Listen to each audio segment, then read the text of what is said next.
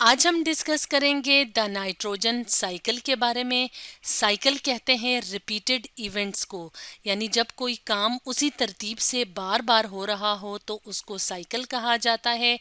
तो जैसे इस तस्वीर में नाइट्रोजन साइकिल नज़र आ रहा है, यानी नाइट्रोजन लिविंग थिंग्स और नॉन लिविंग थिंग्स के दरमियान रिपीटेडली बार बार मूव कर रहा है।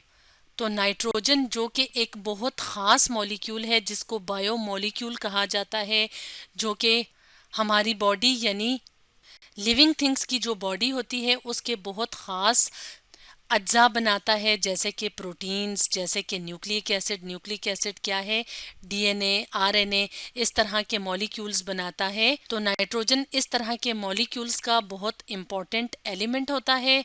इसलिए प्लांट्स के लिए, एनिमल्स के लिए, ह्यूमन बीइंग्स के लिए, तमाम जानदारों के लिए नाइट्रोजन बहुत ज़रूरी एलिमेंट है। तो हवा यानी एटमॉस्फेयर में नाइट्रोजन फ्री गैशियस फॉर्म में अवेलेबल होता है। तो ये जो फ्री गैशियस फॉर्म है, तो प्लांट्स और एनिमल्स इस फ्री गैशियस नाइट्रोजन को एब्जॉर्ब नहीं कर सकते। तो इसलिए नाइट्रोजन साइकिल का ये फ़ायदा होता है कि नाइट्रोजन साइकिल के नतीजे में नाइट्रोजन के मुख्तलिफ कंपाउंड्स बनते हैं, और ये कंपाउंड्स जो हैं वो फिर प्लांट्स इनको एब्जॉर्ब करते हैं, जज्ब कर देते हैं, और इन प्लांट्स को फिर बाकी के जो ऑर्गेनिजम्स हैं जैसे कि एनिमल्स हैं, ह्यूमन बींग्स हैं, उसको इस्तेमाल करते हैं। इसलिए नाइट्रोजन साइकिल एक बहुत अहम, बहुत ख़ास इवेंट है या प्रोसेस है। तो नाइट्रोजन साइकिल के मुख्तलिफ स्टेप्स होते हैं। वन बाय वन करके हम इन सारे स्टेप्स को डिस्कस करते हैं। सबसे पहला स्टेप होता है, वो होता है नाइट्रोजन फिक्सेशन का। तो नाइट्रोजन फिक्सेशन एक ऐसा प्रोसेस होता है जिसमें कि फ्री एटमॉस्फेरिक नाइट्रोजन जो है वो तब्दील हो जाती है नाइट्रेट्स में। तो ये जो नाइट्रोजन फिक्सेशन होती है ये भी मुख्तलिफ तरीक़ों से होती है। इनमें से एक मेथड होता है एटमॉस्फेरिक नाइट्रोजन फिक्सेशन। तो एटमॉस्फेरिक नाइट्रोजन फिक्सेशन में लाइटनिंग और थंडर स्टॉर्म बहुत इम्पॉर्टेंट रोल प्ले करते हैं। यानी जब गरज चमक होती है, तो जैसे अक्सर आपने आसमान पे बिजली चमकती हुई देखी होगी, तो इस दौरान क्या होता है कि जो गैशियस नाइट्रोजन होती है, जो फ्री गैशियस नाइट्रोजन एटमॉस्फेयर में मौजूद होती है, वो इस लाइटनिंग और थंडर स्टॉर्म के नतीजे में तब्दील हो जाती है ऑक्साइड्स ऑफ नाइट्रोजन में, यानी नाइट्रोजन के ऑक्साइड्स बन जाते हैं। तो ये ऑक्साइड्स ऑफ नाइट्रोजन जब पानी के साथ मिलते हैं, हम जानते हैं कि फ़िज़ा में वाटर ड्रॉपलेट्स यानी वाटर या नमी भी मौजूद होती है। तो जब ये ऑक्साइड्स ऑफ नाइट्रोजन पानी में डिज़ोल्व करते हैं तो ये बना देते हैं नाइट्रिक एसिड और नाइट्रिक एसिड। तो ये एसिड्स जब मज़ीद सॉल्ट्स के साथ कंबाइन करते हैं, यानी सॉल्ट्स के साथ मिक्स होते हैं, तो ये बना देते हैं नाइट्रेट्स। तो इस तरह की जो नाइट्रोजन फिक्सेशन होती है उसको एटमॉस्फेरिक नाइट्रोजन फिक्सेशन कहा जाता है।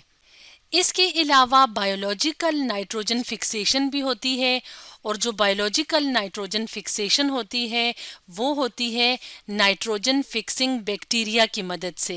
यानी ज़मीन के अंदर ख़ास किस्म के बैक्टीरिया होते हैं जो कि एटमॉस्फेरिक नाइट्रोजन को फिक्स करते हैं और उनको तब्दील करते हैं अमोनिया में, और अमोनिया बाद में कन्वर्ट हो जाती है नाइट्रेट्स में। और अमोनिया जब नाइट्रेट्स में कन्वर्ट होती है तो इसमें भी ख़ास किस्म के बैक्टीरिया अपना रोल प्ले करते हैं, उनको कहा जाता है नाइट्रीफाइंग बैक्टीरिया।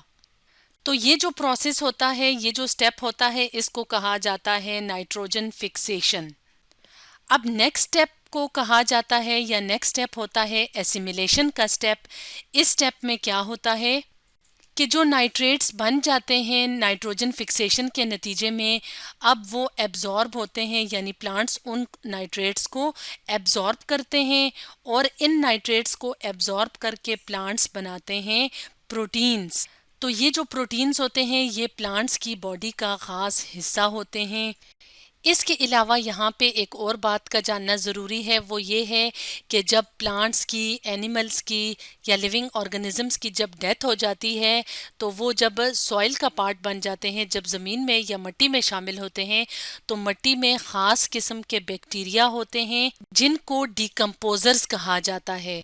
तो जो डिकम्पोजर्स होते हैं वो डिपेंड करते हैं, यानी वो अपने फूड के लिए डेड प्लांट्स, डेड एनिमल्स पे डिपेंड करते हैं। तो वो अपने फूड के लिए जब डेड प्लांट्स और एनिमल्स को यूज करते हैं तो प्लांट्स और एनिमल्स की बॉडी के अंदर जो ऑर्गेनिक कंपाउंड्स होते हैं उनकी ब्रेक डाउन होती है, यानी जो कॉम्प्लेक्स बड़े बड़े मॉलिक्यूल्स होते हैं, बड़े बड़े कंपाउंड्स होते हैं, उनका ब्रेक डाउन होता है और उसके नतीजे में अमोनियम कंपाउंड्स बनते हैं। तो अमोनियम के अंदर यहाँ पे अगर हम देखें तो यहाँ पे हमें नाइट्रोजन नज़र आ रही है। तो ये जो अमोनियम कंपाउंड्स होते हैं, फर्दर इनके ऊपर बैक्टीरिया जो हैं वो जो ज़मीन में मौजूद होते हैं वो बैक्टीरिया फर्दर इनके ऊपर एक्ट करते हैं और उनको तब्दील कर देते हैं नाइट्रेट आयंस में। जैसे कि हमने वीडियो के स्टार्ट में बताया था कि जो नाइट्रेट्स बनते हैं उस प्रोसेस को नाइट्रिफिकेशन कहा जाता है। तो नाइट्रिफिकेशन इस तरह से भी होती है, तो दोबारा से जो नाइट्रेट्स होते हैं वो सॉइल का हिस्सा बन जाते हैं और ये नाइट्रेट्स जो हैं वो फिर प्लांट्स इसको इन नाइट्रेट्स को भी इस्तेमाल करते हैं। तो नाइट्रिफिकेशन के प्रोसेस में क्या होता है, नाइट्रेट्स बनते हैं। तो नाइट्रिफिकेशन के प्रोसेस में दो तरह के बैक्टीरिया के ग्रुप्स इन्वॉल्व होते हैं, यानी नाइट्रिफिकेशन के प्रोसेस में मदद देते हैं। एक ग्रुप को कहा जाता है नाइट्रोसोमोनास, जो कि कन्वर्ट करते हैं अमोनिया को नाइट्राइट्स में। तो ये ग्रुप होता है नाइट्रोसोमोनास बैक्टीरिया का जो कि नाइट्राइट्स बनाते हैं। और जो दूसरा ग्रुप होता है बैक्टीरिया का वो है नाइट्रोबैक्टर।